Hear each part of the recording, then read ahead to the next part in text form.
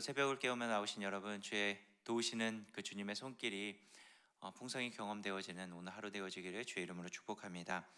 어제 말씀에 이어서 8장의 말씀을 같이 함께 살펴볼 텐데, 어제 말씀을 우리가 함께 살펴봤던 것처럼 광야를 지나면서 하나님께서 어떻게 인도하셨고, 또 광야의 생활이 어떠한 삶의 의미가 담겨 있는지를 같이 함께 살펴보았습니다.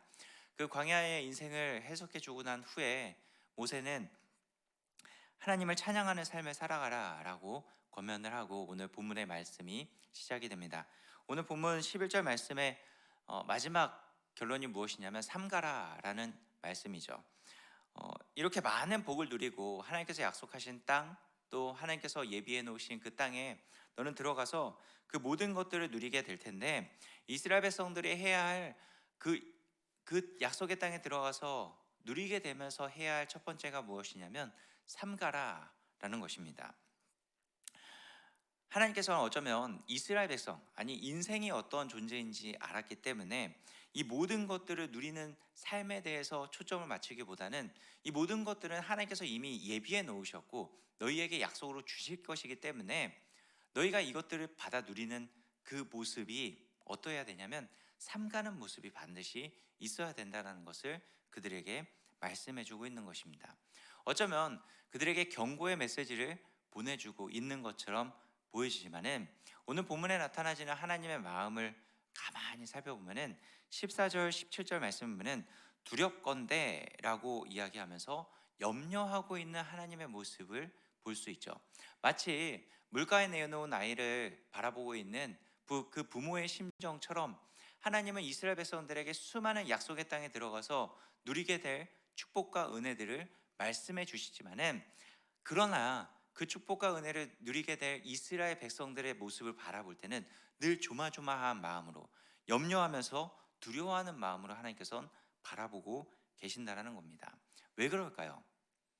인생이 어떠한 존재인지 너무나도 잘 알고 계시기 때문입니다. 그래서 이스라엘 백성들이 이 약속의 땅에 들어가서 삼가해야 될 모습이 무엇인지 오늘 본문 말씀을 통해서 같이 함께 살펴보려고 합니다. 이스라엘 백성들이 약속의 땅에 들어가서 삼가해야 될 첫 번째는 역사를 잃어버리지 말라라는 것입니다. 14절 하반절 말씀에 보면은 여호와는 너를 애굽 땅 종되었던 집에서 이끌어내시고 라고 말씀하시면서 16절 말씀까지 그들이 광야에서 어떤 은혜를 입었고 하나님께서 어떻게 이스라엘 백성들의 삶 가운데 어떠한 삶의 모습으로 이끌어 나가셨는지에 대한 그 하나님의 역사심에 대해서 간략하게 설명해 주고 있습니다. 이미 만나를 먹이신 이유에 대해서 앞서 8장 1절부터 말씀을 통해서 말씀해 주셨고, 또 더 나아가서 이 광야 생활에 대해서는 하나님께서 끊임없이 이스라엘 백성들에게 말씀해 주고 있었던 내용이었습니다.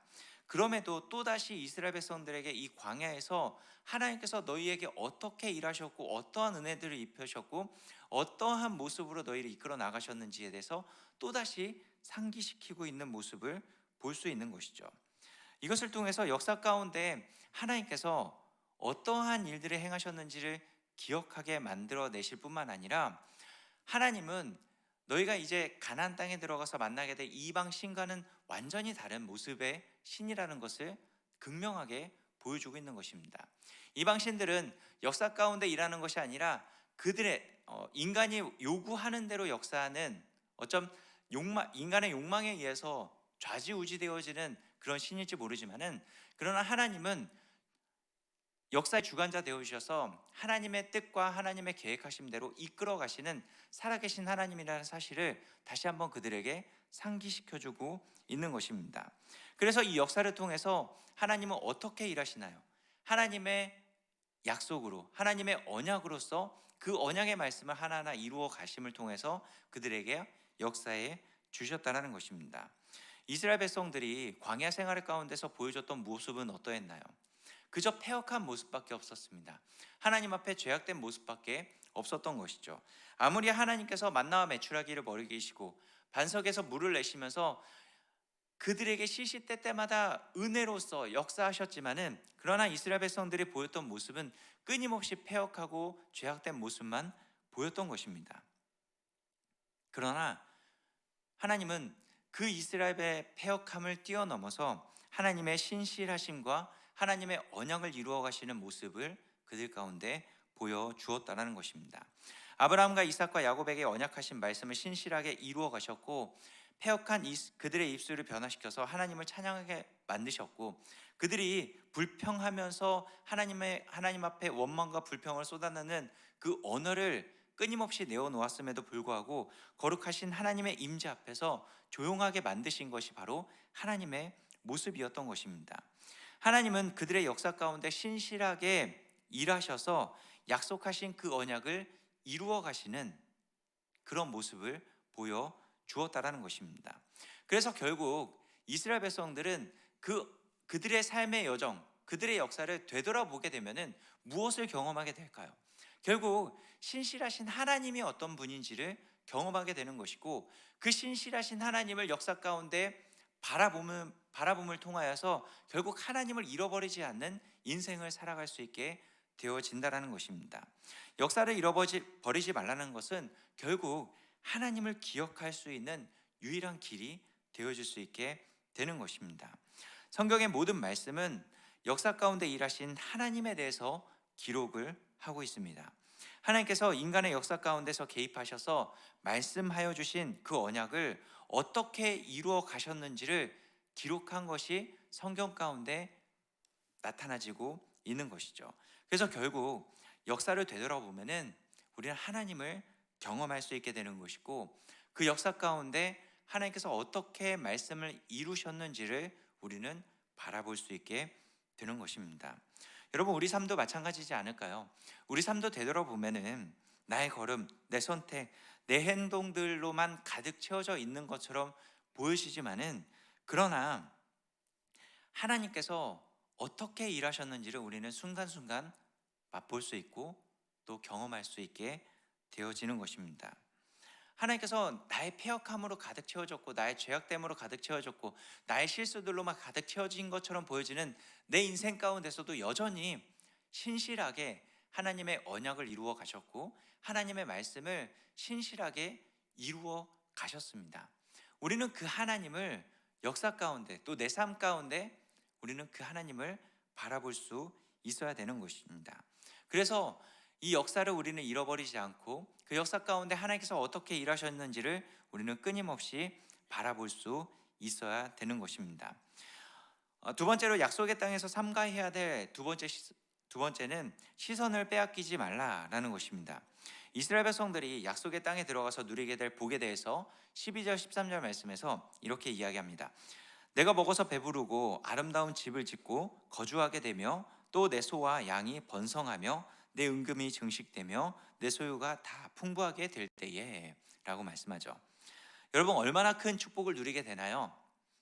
먹어서 배부르게 되고 아름다운 집을 짓고 내 소와 양이 번성하고 내 은금이 증식되고 내 소유가 풍부하게 될 것이다 라고 말씀하고 있습니다. 바라기는, 저는 오늘 이 말씀을 준비하면서 이 말씀이 내 삶 가운데 꼭 이루어졌으면 좋겠다라는 그런 소망을 가졌는데, 여러분들의 삶 가운데도 이 하나님의 축복이 풍성히 넘쳐나지기를 주의 이름으로 축복합니다. 하나님께서 약속하신 것이기 때문에 우리는 기대하면서 나아갈 수 있게 되는 것이죠. 그런데 중요한 것은 이건 하나님의 은혜이자 선물입니다. 또 하나님께서 이스라엘 백성들에게 약속의 땅에 들어가서 누리게 될 놀라운 은혜라는 것을 하나님께서 약속해주고 계시는 것이죠. 그런데 이 은혜와 축복은 이스라엘 백성들이 그저 약속의 땅에 들어가기만 하면 누리게 될 것이라는 것이 아닙니다. 이미 그들에게 약속의 땅이 약속되어졌지만은, 그러나 그 땅에 들어가서 이스라엘 백성들은 전쟁을 치러야 되고 그 땅을 개간해야 되고 그 땅에서 삶의 터전을 일구어 나아가야 되는, 그들의 수고와 헌신과 땀이 흘려져야 되는 것이 아직 남아 있다라는 것이죠. 결국 그들이 수고하고 애써야 되고 전쟁에서 승리해 나아가야 되고 하는 열심과 열정과 피땀 흘림이 있어야 된다라는 것입니다. 마찬가지로 우리 삶 가운데도 하나님의 축복이, 또 하나님의 약속이 정말 어마어마하게 많이 있습니다. 하나님께서 약속해 놓은 것들이 있지만은, 그러나 우리는 그것을 바라보면서 기대하며 나아가야 되지만은, 우리 삶에서 그저 가만히 있으면서 하나님, 나에게 이런 축복을 허락해 주셨으니까, 하나님께서 약속해 주셨으니까 나에게 이루어 주십시오 라고 하면서 내가 아무것도 하지 않는 것은 불신앙적인 모습과 똑같습니다. 하나님께서 우리에게 약속해 주신 것은 우리의 수고와 열정 가운데 하나님께서 약속하신 것들을 하나씩 하나씩 이루어 주신다는 것이죠. 그래서 전도서 기자는 이렇게 이야기합니다. 전도서 3장 13절 말씀에 사람마다 먹고 마시는 것과 수고함으로 낙을 누리는 그것이 하나님의 선물인 줄 또한 알았도다 라고 말씀하고 있습니다. 하나님께서 약속하신 것을 누리는 것뿐만 아니라 그가 수고해서 누리게 되는 것도 하나님의 선물이라는 것을 말씀해주고 있는 것이죠. 최선을 다하는 삶을 통해서 얻어지는 것들이 하나님의 선물이라는 것입니다. 그런데 중요한 것은 이렇게 사람의 열정과 열심과 헌신과 수고해서 그가 얻게 되어지는 것들이 인간이기 때문에 자신의 수고와 헌신과 열심이 드러나지게 되다 보면은 그것이 하나님께로부터 온 것이 아니라 나에게서부터 시작되었다라는 그 시선의 왜곡이 시작되어진다는 것입니다. 그게 사람의 모습이라는 것이죠.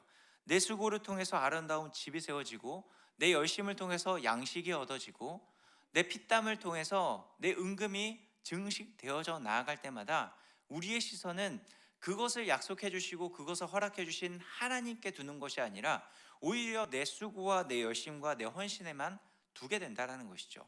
그것을 오늘 본문 말씀에서는 교만이다라고 지적하고 있는 것입니다.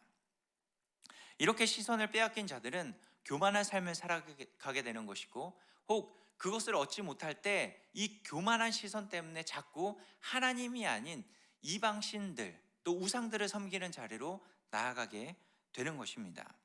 우리가 시선을 빼앗겨서 자신의 노력과 힘과 열심과 수고를 보고 그것을 통해서 얻어진 것이라고 착각하는 어리석음을 보일 수 있게 된다라는 것이죠.